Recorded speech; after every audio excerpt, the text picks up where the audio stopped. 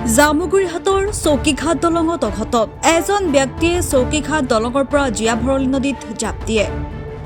দলঙৰ ওপৰত motor cycle আৰু পিন্ধি অহা চেণ্ডেল খুলি জাপ দিয়ে নদীত জাপ দিয়া লোকজন লালেটাপু অঞ্চলৰ পানপুৰ গাঁৱৰ সুলেমান আলী বুলি জানিব পৰা গৈছে। আন দিনাৰ দৰে সুলেমান আলীয়ে ঘৰৰ পৰা ঠিকা কামৰ বাবে ওলাই আহি এই ঘটনা সংঘটিত কৰে। ঘটনাস্থলীত আৰক্ষী উপস্থিত হৈ তদন্ত আৰম্ভ কৰে।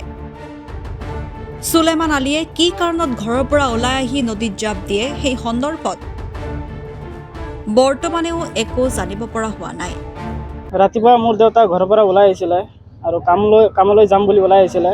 পিছত ইয়াত বাইকটো পাইছে, চেণ্ডেল, বিষৰ বটল এইটো পাইছে আৰু ইয়াৰ পৰা জাপ মাৰিছে। নদীৰ দলঙৰ পৰা জাপ মাৰি দিছে? এই ব্ৰিজৰ পৰা জাপ মাৰিছে। কি নাম আছিল দাদা? সুলেমান আলী। এতিয়া আৰক্ষীক জনাইছে নাই? আৰক্ষীক জনাইছে। আহি গ'ল আৰক্ষী? আহি গৈছে। বয়স 55 মান হ'ব। ঘৰত কিবা লাগি আহিছিল নেকি? কিবা নাই, একো কাজিয়া নাই। মানুহজনৰ ল'ৰা ছোৱালী হেৰি 5টা ভাই ককাই আছে আৰু এটা ভণ্টি আছে। তুমি কি হয়? মই 2 নম্বৰ হয়। ল'ৰা তুমি? ঠিকনাটো কি? ঘৰ ক'ত? ঘৰ হেৰি পানপুৰ হয়। কি কৰে? ঠিকাদাৰী কৰে, মিস্ত্ৰী কৰে, পকা। জামুগুৰিহাটৰ পৰা আনোৱাৰ আহমেদৰ ৰিপৰ্ট, এনিভিউ। আপুনি বাৰু হাড়ৰ সমস্যাৰ কাৰণে পাটনালৈ যাবলৈ চিন্তা কৰি আছে নেকি? এতিয়া আৰু চিন্তা নাই। আপোনাৰ যিকোনো হাড়ৰ সমস্যা হ'লে এতিয়াৰ পৰা আৰু পাটনালৈ যাব নালাগে, কিয়নো এতিয়াৰ পৰা গুৱাহাটীতে পাব সেই সকলো সা সুবিধা।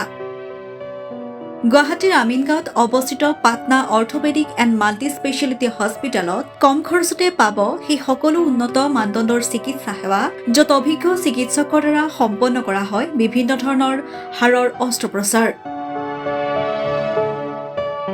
বৰ্তমানলৈকে 3000তকৈও অধিক ৰোগী সুস্থ হৈছে।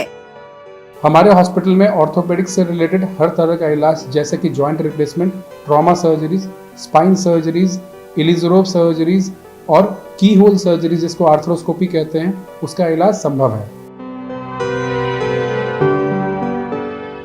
উন্নত মানদণ্ডৰ সা সুবিধা থকা হস্পিটেলখনত আছে 3টাকৈ VIP ৰুম,